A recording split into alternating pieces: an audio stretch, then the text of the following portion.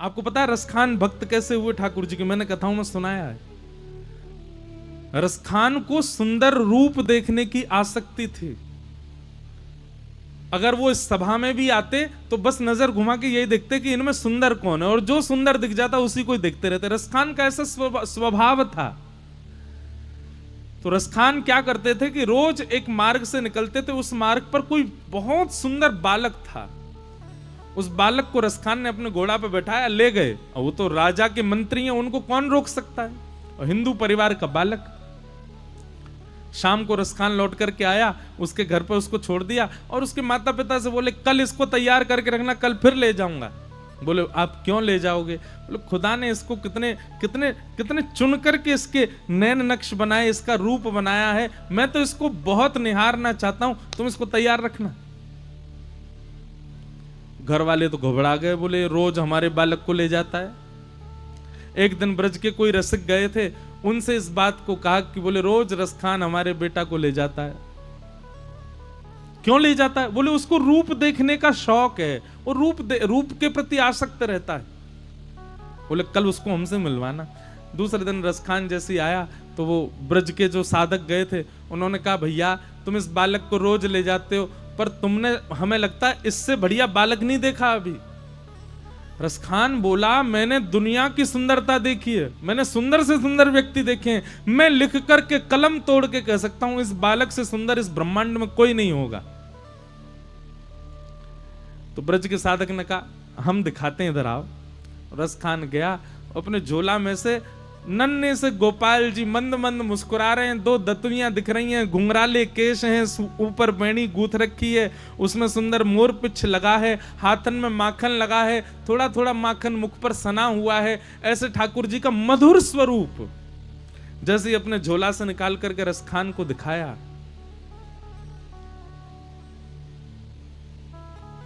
रसखान कहने लगे ये बालक कहां मिलेगा? बोले वास्तव में ये बालक है? बोले हाँ है। कहां है? बोले वृंदावन में है। अच्छा किनका बेटा है? बोले इसके माता पिता का नाम है नंद बाबा और यशोदा मैया। इसके बड़े भैया हैं, उनका नाम है बलभद्र भैया। वृंदावन में रहता है, टेढ़ी चाल चलता है, गैया चराता है, घर घर से माखन चुरा के खाता है। और इसी को देखने के लिए वृंदावन में भीड़ पड़ी है। कोई नाम जप कर रहा है, कोई एकादशी व्रत कर रहा है, कोई वृंदावन परिक्रमा कर रहा है, कोई यमुना जी में गोते लगा रहा है, कोई कथाएं सुन रहा है, कोई अनुष्ठान कर रहा है, कोई नाम जप कर रहा है, कोई व्रत कर रहा है। रसखान के चित्त में आ गया, बोले इन सबसे पहले मैं प्राप्त करूंगा इसको। तो अब रसखान गए तो इस भावना से देखिए एक सामान्य बालक है, और वृंदावन पहुंच करके रसखान की जो स्थिति हुई, आपको पता रसखान ने दीक्षा भी ली थी। गुसाई श्री विठलनाथ जी, श्री वल्लभाचार्य जी के सुपुत्र गुसाई श्री विठलनाथ जी से ब्रह्म संबंध लिया था रसखान ने। क्यों? बोले रसखान श्री कृष्ण को प्राप्त करने के लिए किसी भी हद तक जा सकता है। ये नियम करना, पालन करना, नियमों का पालन करना, ये सब क्या है? भगवत प्राप्ति के लिए ही तो कर रहे हैं हम सब लोग। तिलक लगा रहे हैं, परिक्रमा लगा रहे हैं, नाम जप कर रहे हैं, साधन कर रहे हैं, एकादशी कर रहे हैं, कंठी पहन रहे हैं। इन सब के पीछे कारण क्या है? कृष्ण प्राप्ति। बस हम लोग भक्त बन के करते हैं। रसखान जो था वो उसको बस एक प्रेमी बन करके एक हद पार करना चाह रहा था कि मैं कैसे भी इस बालक से मिलूं। और उन्हीं क्रियाओं को करते करते करते करते रसखान परम साधक हो गए।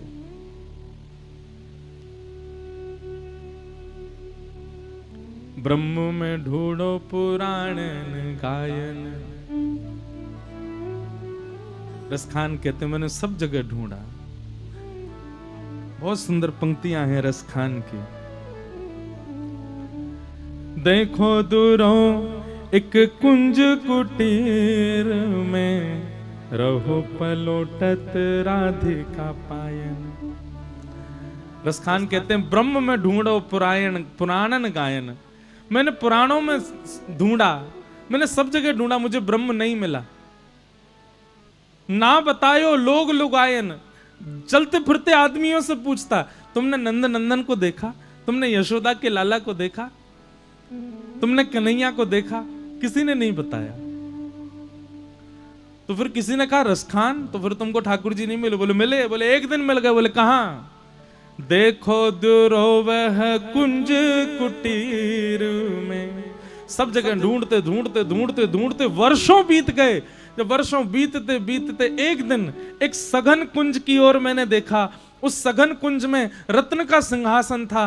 उस रत्न के सिंहासन के ऊपर में परम सुंदरी, परम तेजस्विनी, त्रिलोकी नायिका श्री राधिका रानी बैठी हैं और उन राधिका रानी के श्री चरणों में अपने सिर को झुकाए बैठो दुरोवह कुंज कुटीर में, रहो पलोटत राधिका पायन।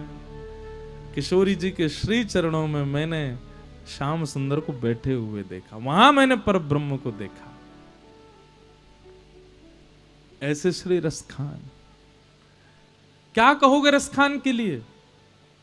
कैसे वो भक्त हो गया ठाकुर जी का? वो भी इतना बड़ा भक्त, ना ब्राह्मण है ना हिंदू है, कुछ नहीं है। क्योंकि ठाकुर जी चाहते थे कि वो मुझसे प्रेम करे। इसीलिए हम चीख चीख करके गला फाड़ फाड़ के कहते हैं, ये आपको कृष्ण यदि एक बार भी प्रिय लग गए हैं उसी समय खुश हो जाइए। क्योंकि आपको यदि वो प्रिय लगे हैं तो इसका मतलब यही है कि उनको आप प्रिय लग गए हो, उनको आप भा गए हो।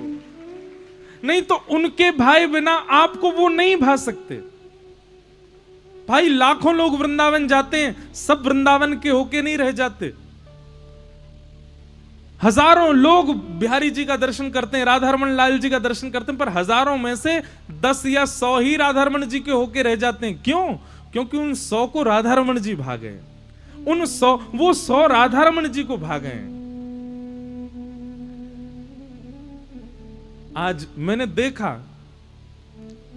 जब वो बहन सुबह आई और उनके नेत्रों के अश्रु भाव और ठाकुर जी के प्रति जो प्रीति, ठाकुर जी के प्रति जो प्रेम उन्होंने बताया, तो उनको देख करके यही चित्त से शब्द निकल रहा था कि इन्होंने नहीं चुना है ठाकुर जी को, ठाकुर जी ने चुना है इनको। मैं तो कहीं में जाओ लाल जी को बार बार प्रणाम करके जाइयो और तिलक लगा के आई थी, बहुत अच्छा लगा। भागवत जी के निर्माण का यही उद्देश्य था, भगवान के प्रति आस्था, विश्वास, श्रद्धा, ये तो सबके चित्त में आ जाता है, पर प्रेम ये सबके चित्त में नहीं आता। प्रेम उसी के चित्त में आता है जिससे ठाकुर जी चाह रहे हो कि मुझे प्रेम हो। और यह स्थिति कैसे बने कि ठाकुर जी के चित्त में यह आ जाए कि वो हमसे प्रेम कर लें? भागवत जी की कथा श्रवण करके जैसे जैसे भागवत जी में नियम बताए गए वैसा वैसा अपना निर्माण कर लो ठाकुर जी से, ठाकुर जी को आपसे प्रेम हो जाएगा। लिख लीजिएगा हमारी एक बात, भजन साधन इसलिए नहीं करना है कि हमको ठाकुर जी से प्रेम हो, भजन साधन कथा इसलिए सुननी है कि हमारा निर्माण ऐसे हो कि हम ठाकुर जी को पसंद आ जाएं।